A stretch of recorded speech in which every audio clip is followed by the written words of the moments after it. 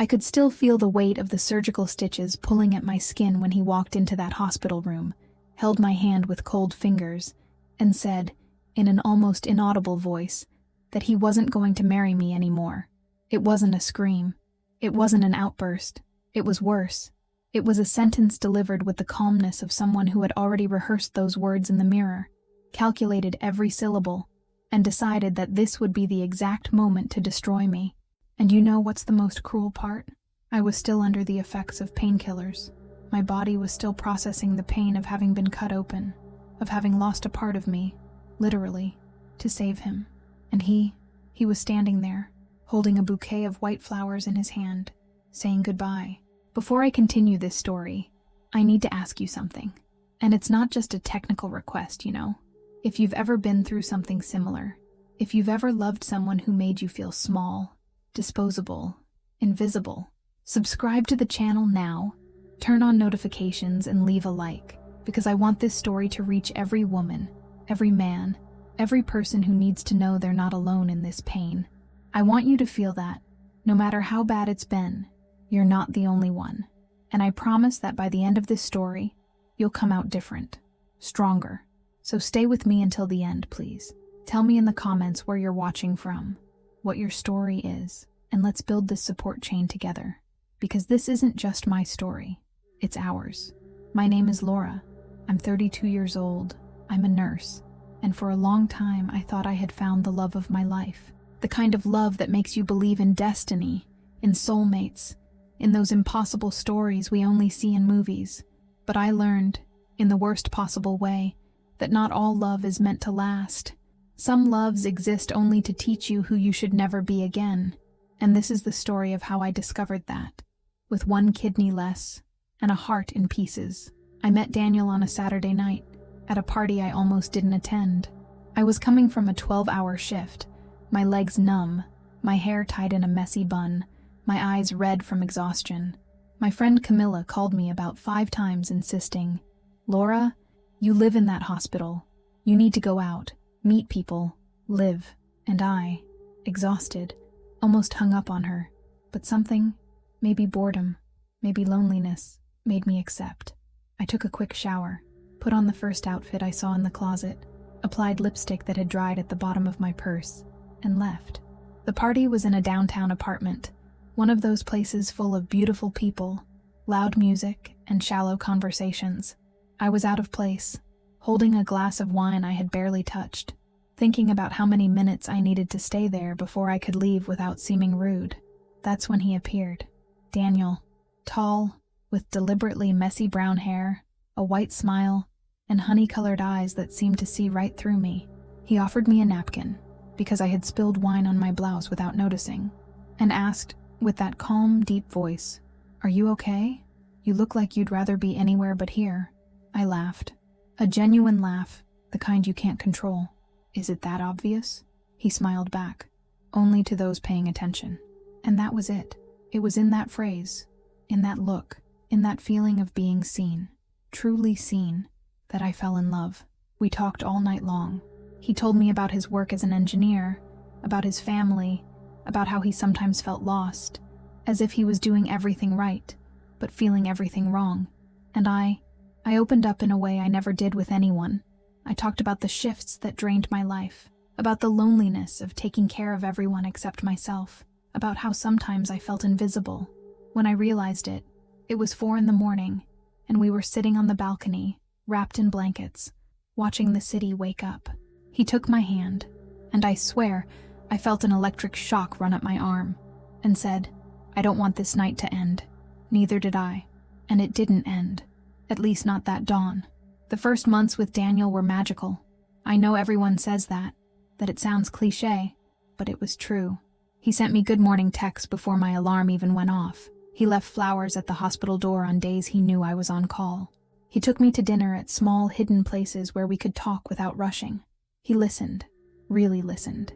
He asked about my day, remembered my patients' names, and laughed at my absurd emergency room stories.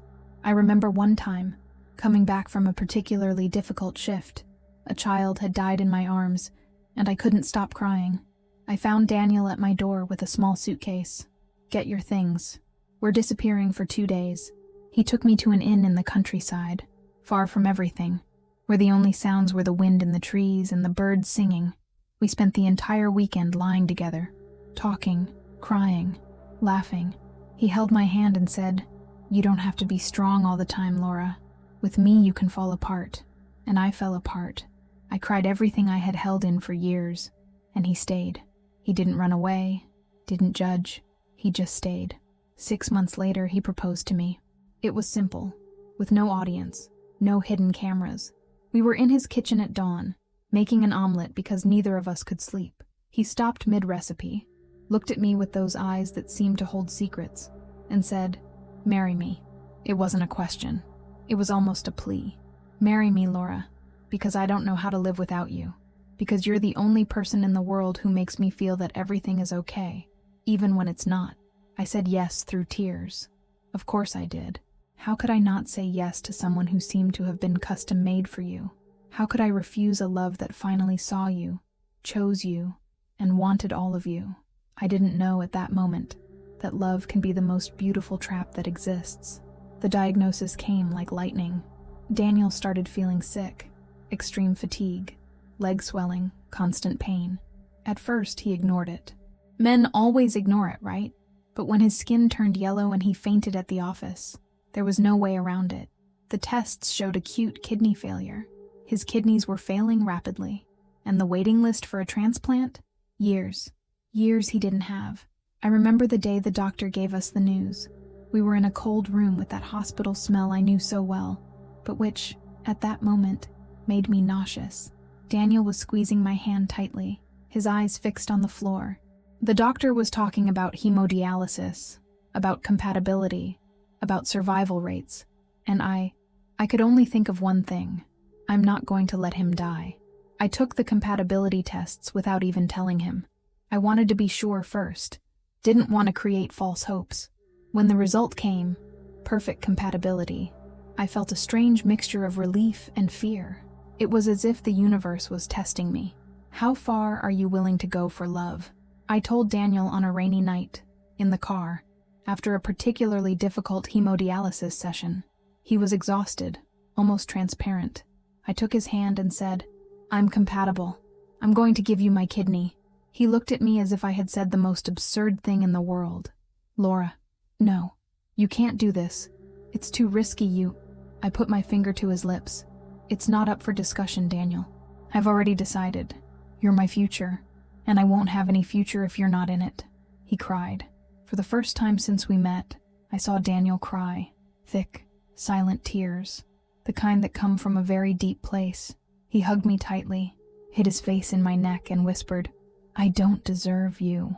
And I, foolish, in love, blind, replied, "Of course you do. We're going to get married and live 50 years together, and this will just be another story we'll tell our grandchildren." But in that tight embrace, in that smell of rain mixed with desperation, there was something different, a tension I couldn't name, a distance I pretended not to feel. I thought it was just fear of the surgery, the weight of the situation, but it wasn't. It was something else, something I wasn't ready to see yet. The surgery was scheduled for 3 weeks later. I notified the hospital, organized my absence, prepared everything. My mother begged me to reconsider. "Daughter, are you sure? You're not even married yet. What if something goes wrong?" I held her hand and said, with all the conviction I had, "Mom, I love this man. And true love is about this. It's about giving without expecting anything in return." How I regret those words now. In the days before the surgery, I noticed small things. Daniel was distant. He spent hours on his phone. He would leave to take care of work matters and come back late. When I asked, he would look away, change the subject. One night, I woke up at 3 a.m. and he wasn't in bed. I went to the living room and found him on the balcony, on the phone, speaking quietly. When he saw me, he hung up quickly. Who was it? Work. At this hour?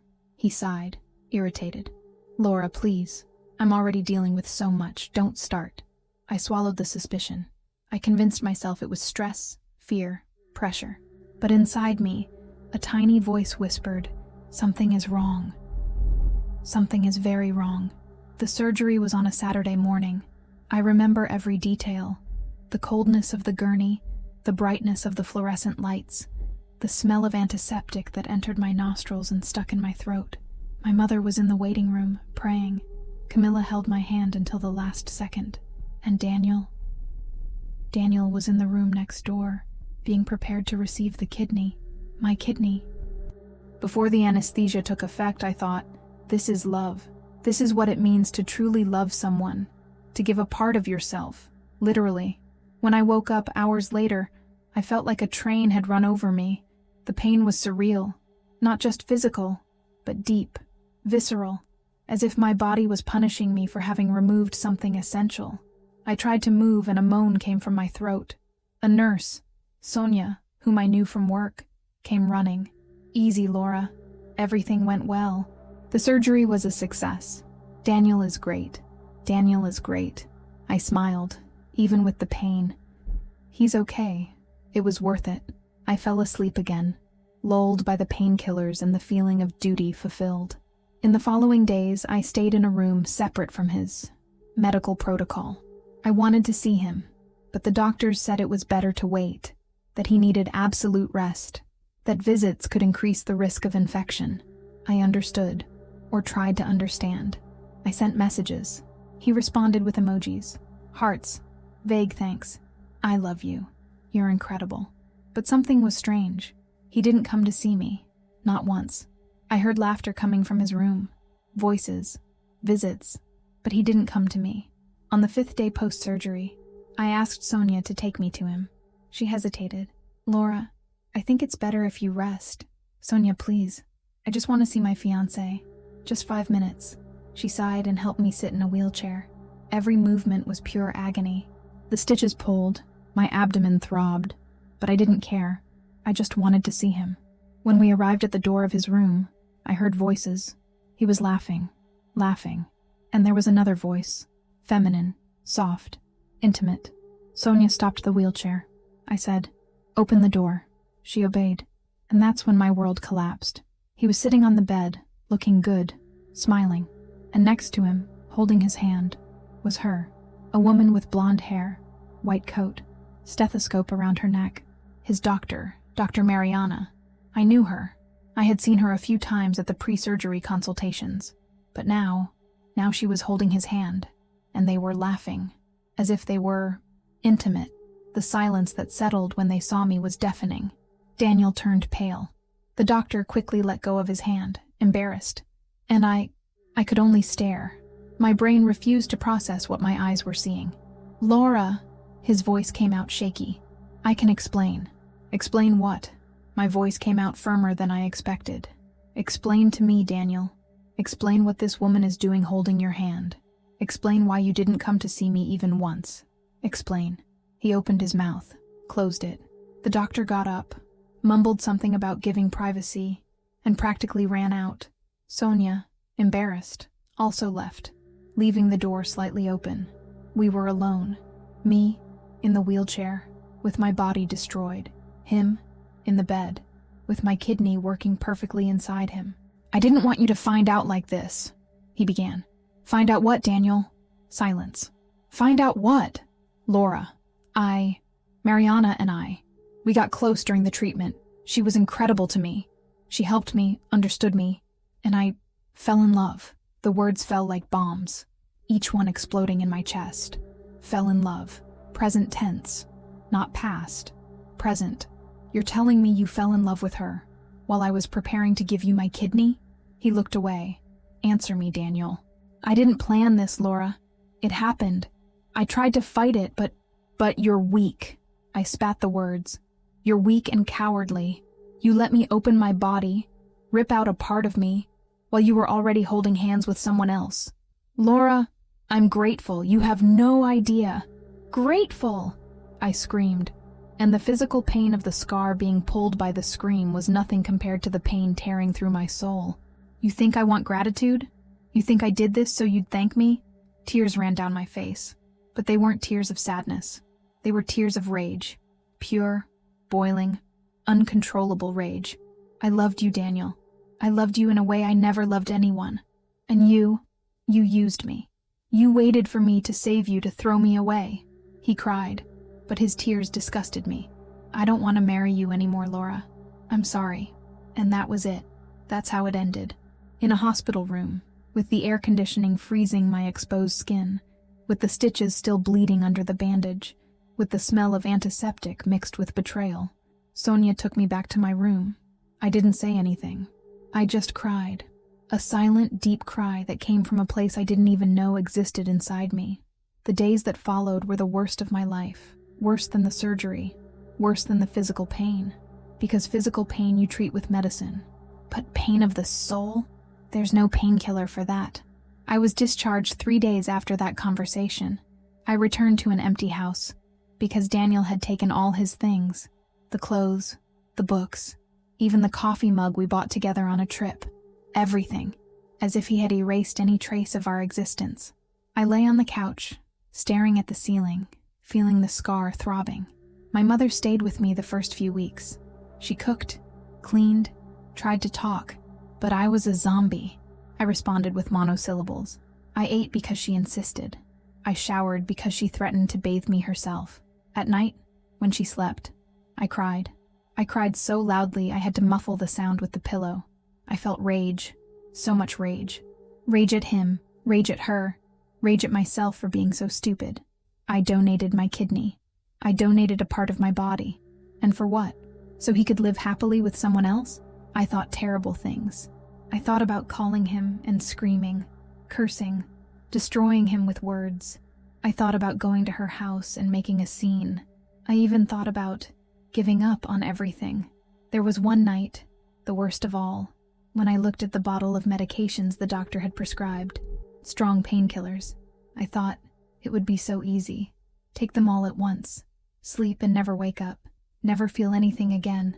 But then my mother came into the room. She didn't say anything.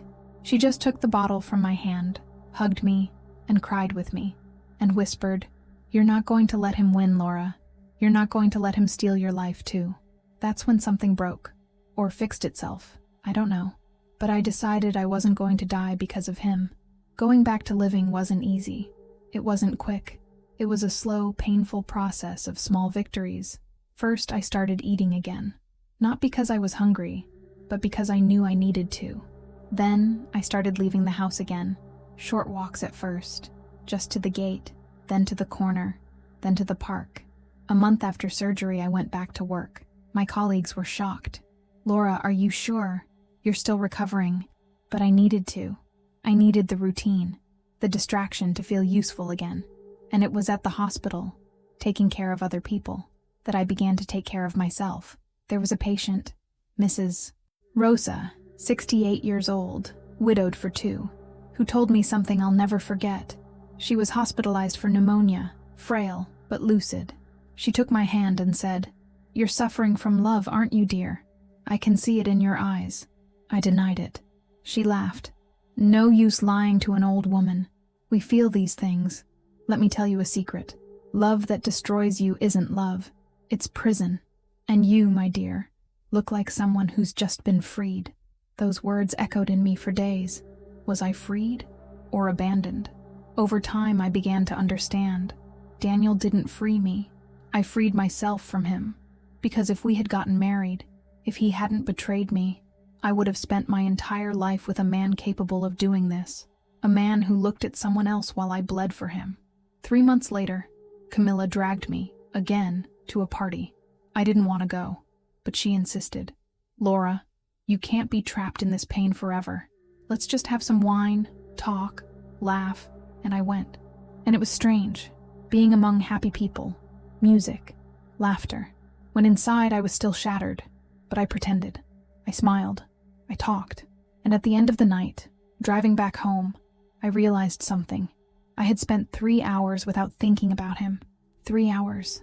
It seemed like little, but it was huge. 6 months after the surgery, I was at a routine appointment with my nephrologist. Everything was normal.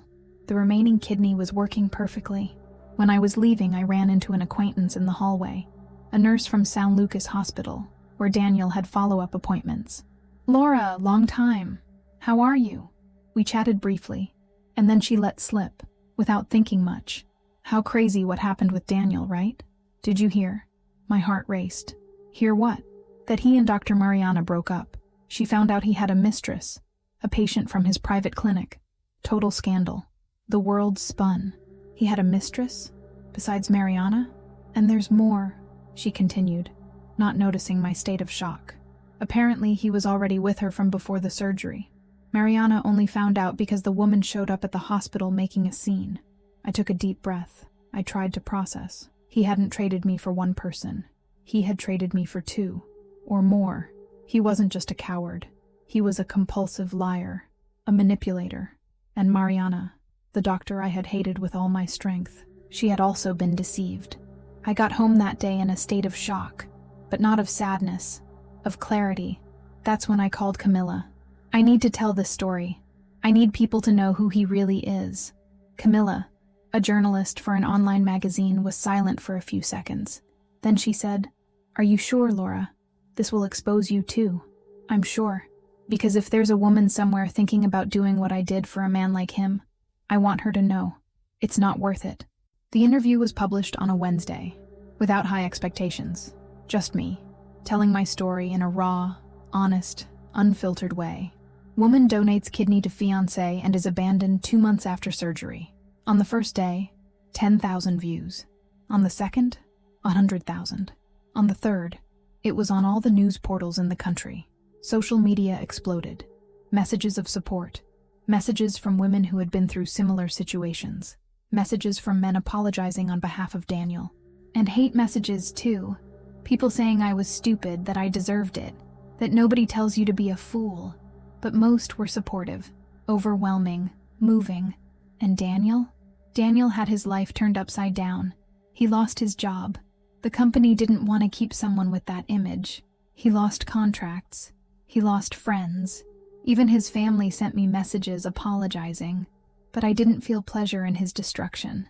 I felt relief, as if finally the truth had come to light. As if I was no longer the crazy one, the dramatic one, the one who couldn't hold on to her man. I was the survivor. A year and a half later, my life was completely different. I moved to another city, not to run away, but to start over. I accepted a job offer in another capital, in a bigger hospital, with new challenges. I went to therapy, lots of therapy. I learned that self-love is not selfishness, that saying no is an act of love, that you can be generous without erasing yourself. And I learned, most importantly, that I didn't need anyone to complete me, because I was never incomplete, even with one kidney less. I started going out alone, movies, restaurants, trips. At first it was strange. People looked, poor thing, alone. But over time, I stopped caring. Because I wasn't alone. I was with myself, and that was enough. I went back to school.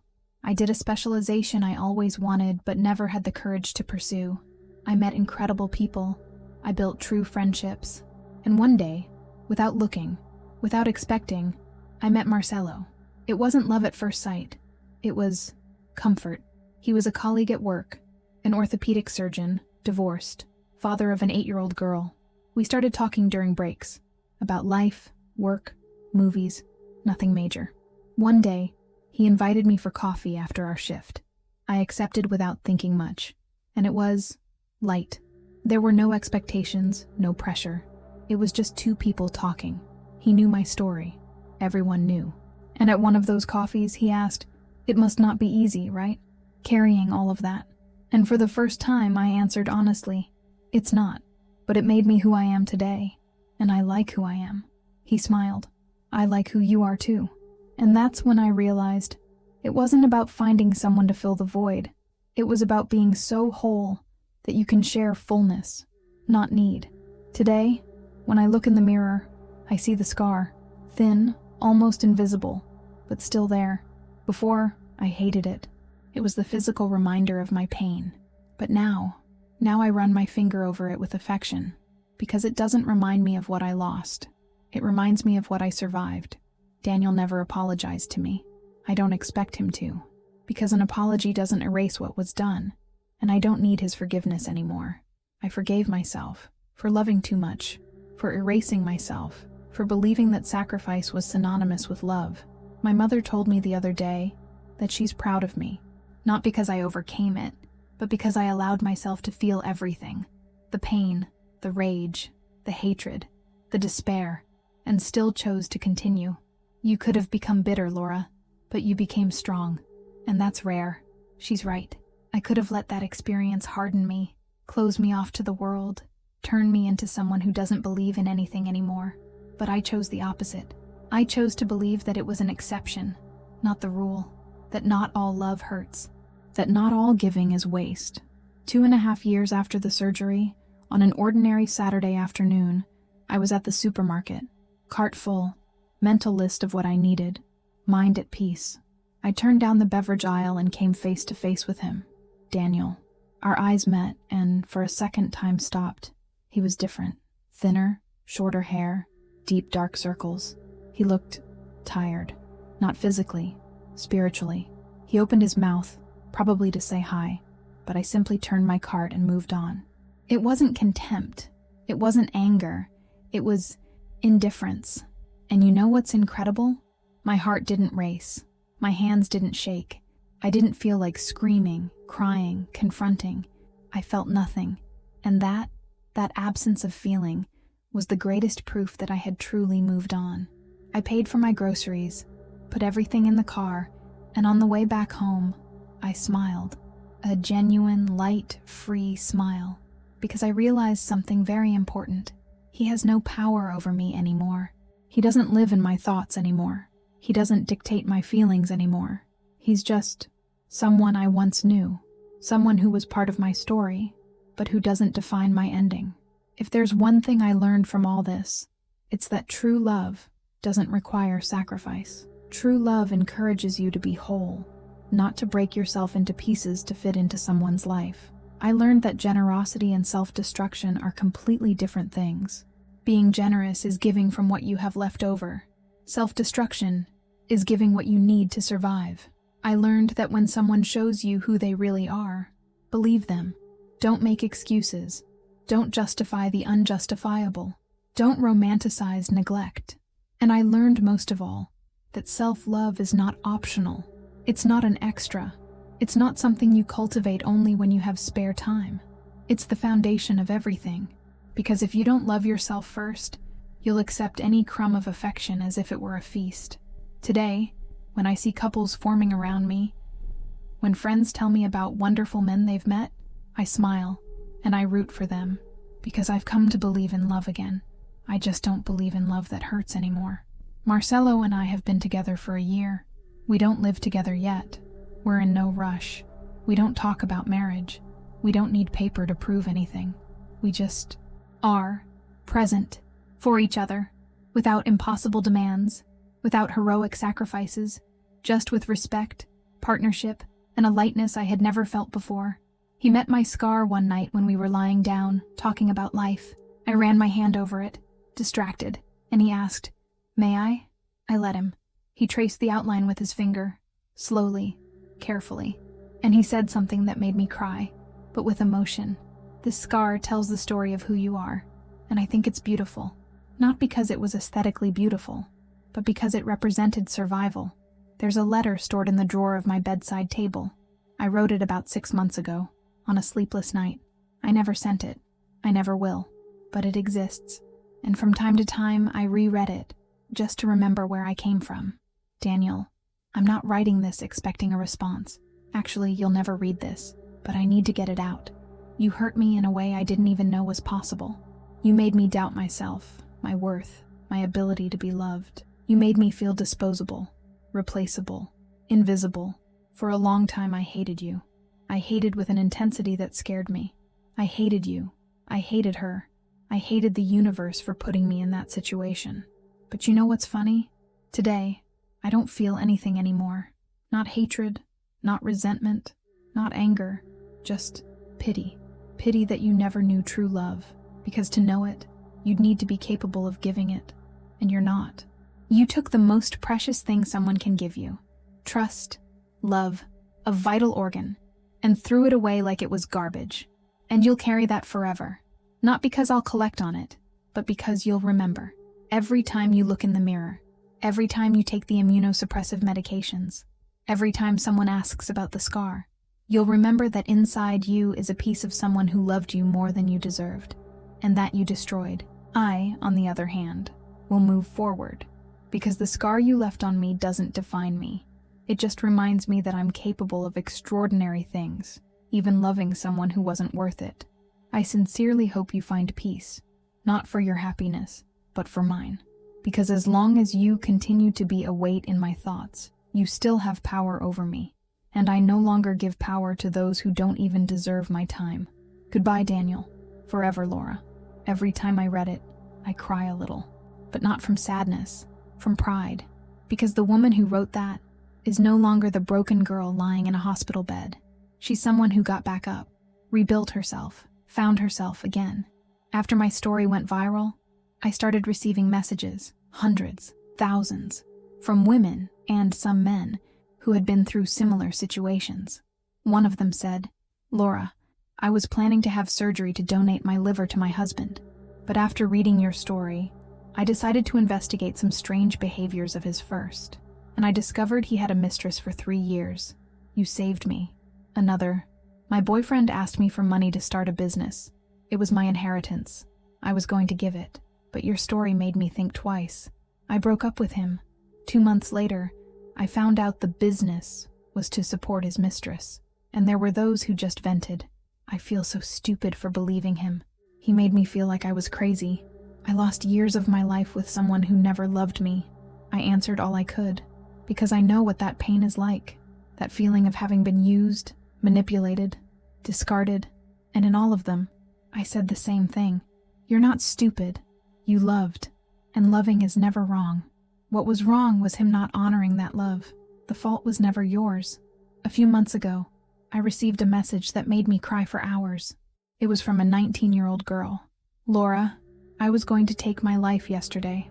My ex-boyfriend broke up with me after I lent him money to pay off his debts. He said I was annoying, clingy, that he never really loved me. I felt like trash. I thought I was worthless. But before doing it, YouTube recommended your story. I watched it. I cried.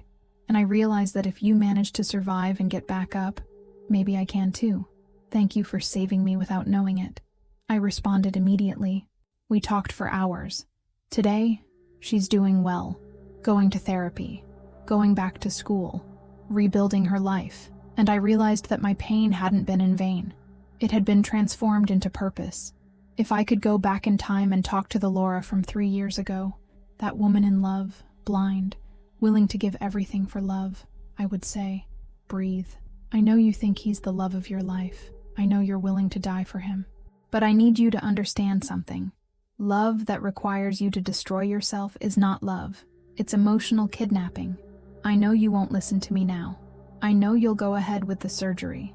And that's okay, because it's through this pain that you'll discover who you really are. You'll survive. It will hurt. A lot. There will be nights when you'll want to give up, but you won't give up, because you're stronger than you imagine. And one day, I promise, you'll wake up and he won't be the first thing that comes to your mind. And then, you'll spend a whole day without thinking about him. And then, a week, and suddenly, you'll realize you don't feel anything anymore. And that's when you'll understand. It was never about him. It never was. It was about you learning to love yourself first, about you understanding that giving yourself completely doesn't mean erasing yourself. You'll meet someone new, someone who will love you without demanding sacrifices, someone who will value your strength, not exploit your fragility, and you'll allow yourself to be loved, truly. But until then, hold on tight. Cry everything you need to cry. Scream, break plates, write letters you'll never send. Feel everything, deeply, because that's what makes you human, and that's what will make you be reborn. Today, 3 years later, I'm no longer that woman. Physically, I've changed. I lost weight, then gained it back, then returned to normal. I cut my hair very short. A friend said it looked like a symbolic rebirth, and perhaps it was. I stopped wearing makeup every day. I realized I like my natural face, the dark circles that show I worked all night saving lives, the fine lines around my eyes, which prove I started smiling again. Emotionally, I'm someone else, lighter, more secure, more at peace. I stopped seeking validation from outside. I stopped needing someone to choose me to feel valuable, because now I choose myself, every day, in every decision. Sometimes, on random days, I still think about everything that happened, but not with sadness, with gratitude. Because if I hadn't gone through that, I wouldn't be who I am today, and I really like who I've become. There's a phrase I read in a book that I keep with me. Some people come into our lives to teach us how we don't want to be loved. Daniel taught me exactly that. And, in a strange and painful way, it was the greatest gift he could have given me. If you've made it this far, thank you, from the bottom of my heart, for staying with me during this journey, for feeling with me, for believing it was worth listening. I know many people will hear this story and think, wow, how stupid. I'd never do that, and that's okay. I hope you never have to. I hope you never fall in love so intensely and blindly that you lose yourself in the process. But if you've been through something similar, whether donating a kidney, donating money, giving up your dreams, completely erasing yourself for someone, I want you to know you're not alone, and you're not stupid. You're human. You loved. And love, even when misdirected, is never something to be ashamed of. What defines you is not having loved the wrong person. It's having the courage to get up afterward. Today, I live a life I never imagined was possible. It's not perfect. I still have difficult days. I still have scars. Some visible, others not. But it's mine. Entirely mine. And that's worth more than any fairy tale I tried to force into existence. If you're going through something similar right now, hold on tight. The storm passes.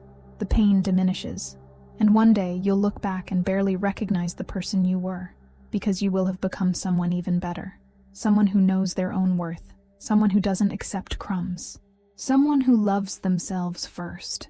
And believe me, that version of you, it's worth all the pain you're feeling right now. Before you go, leave a heart down below if this story touched you in any way.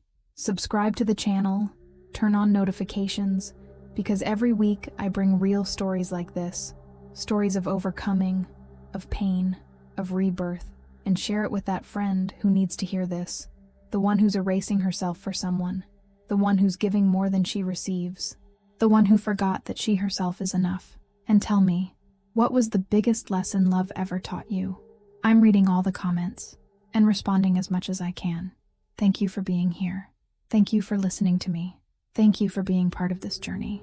I'm Laura, and this was the story of how I lost a kidney, a fiancé, and found myself. Until next time. And remember, you are stronger than you imagine.